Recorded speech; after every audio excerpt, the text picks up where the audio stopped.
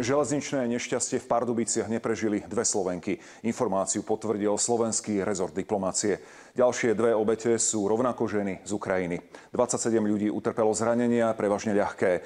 Nikto ďalší nie je v ohrození života. Či zlyhal ľudský faktor, alebo to bola technická porucha, vyšetrujú. Rušňovodič súkromnej spoločnosti RegioJet prešiel návestidlo, na ktorom svietila červená. Rýchlik z Prahy do Košíc sa s nákladným vlakom zrazil okolo 23. hodiny. Väčšina cestujúcich v tom čase spala. Nečakaný náraz sa pre 4 cestujúce skončil tragicky. Zastupiteľský úrad Slovenskej republiky v Prahe je v súvislosti s tragickou zrážkou vlakov v Pardubiciach v aktívnom kontakte s príslušnými zložkami. Česká strana oficiálne potvrdila, že medzi obeťami sú dve občianky Slovenskej republiky. Ďalšie 4 občianky Slovenskej republiky utrpeli pri nehode zranenie. Jedna bola prepustená, ostatné ostávajú hospitalizované v stabilizovanom stave. Náš zastupiteľský úrad je s nimi v telefonickom kontakte. Pozostalým vyjadrujeme úprimnú sústrasť. Najviac zranených bolo práve v lôžkových vagónoch, ktoré boli radené ako prvé.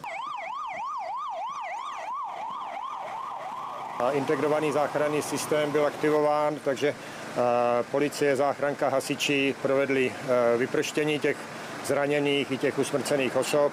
A my v současné době tady provádíme likvidační práce. Železničná inšpekcia aj český minister dopravy potvrdili, že vlak RegioJetu prešiel cez návestidlo, ktoré zakazuje jazdu.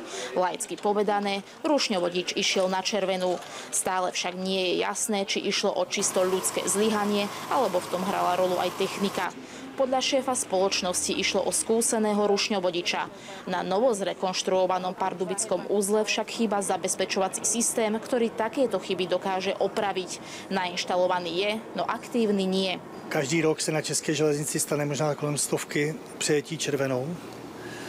A samozřejmě nevždy to má takhle fatální následek. Tyhle tragédie se stávají ve chvíli, když přijde řetězec chyb. A tady prostě byla nejprve ta lidská a pak v zápätí to, že tam prostě nebyla ta oprava. Nešťastie ukázalo aj trhliny v českom systéme železníc pri kapacitách náhradnej dopravy. Dôležitý železničný uzol nefungoval asi 9 hodín. Komplikácie pretrvávajú doteraz, pretože likvidačné práce na trati stále pokračujú. Železniční hasiči totiž niekoľko hodín čakali na potrebnú ťažkú techniku. Dva jeřáby dohromady budou překládat ty kontejnery bílé na plošinové vozy. Jakmile toto se podaří, najedou takzvaná dvojčata, což jsou dvě spřažené lokomotivy a budeme se snažit vytrhnout ty zaklíněné vozy z té lokomotivy. Ako posledné hasiči odstrania lôžkový vozeň, ktorý budú musieť rozrezať. Odhadujú, že úplne uvoľniť trať sa skôr ako v noci nepodarí. Zrážka rýchlika s nákladným vlakom sa do dejín českých železníc zapíše ako jedna z najtragickejších nehôd. Z Pardubíc, Karolína Kučerová, RTVS. Čo sa dialo krátko pred zrážkou vlakov a následne po nehode, nám priblížila jedna z cestujúcich, Lívia Valková. Včera večer o 10:00 som išla domov vlastne klasickou linkou RegioJetu z Prahy do Košíc, ktorá je vlastne teraz posledné týždne predĺžená až do Čopu. Vlak bol vlastne plný väčšinou ako obvykle. Tesne pred 11:00, konkrétny čas je pravdepodobne podľa médií aj asi podľa môjho odhadu 22:49. Sme vlastne počuli obrovský náraz. My sme v kúpečku už mali zhasnuté, bolo to lehátkové kúpečko a v podstate sme už spali. A vlastne po tom náraze ja som spala na lehátku v strede.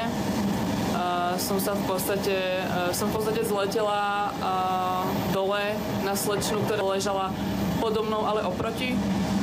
V podstate na mňa spadol ešte rebrík, ale inak sa nikomu nič nestalo v našom kupe. Stevardín nám vlastne povedala, že musíme ostať vo vlaku, takže sme ostali vo vlaku. A vlastne z toho vozňa pred nami, čo bolo číslo 12, aj keď my sme boli číslo 11, tak z neho vlastne asi nejak začali vyprošľať ľudí, ale to nebolo viditeľné z tej našej pozície, z toho nášho okna. Jediné, čo sme videli, bol ako keby vyvrátený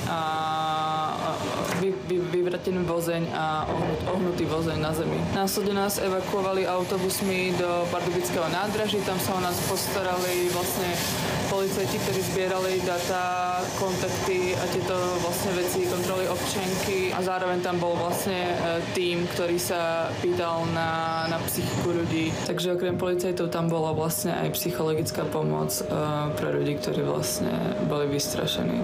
Ráno o 5:00 nás nasadili vlastne do náhradného vláku smer Košice, ale ten vlak sa ešte niekoľko hodín nepohol kvôli tomu, že ten úsek bol vlastne neprejazdný. V podstate sme vyrazili okolo 10:00.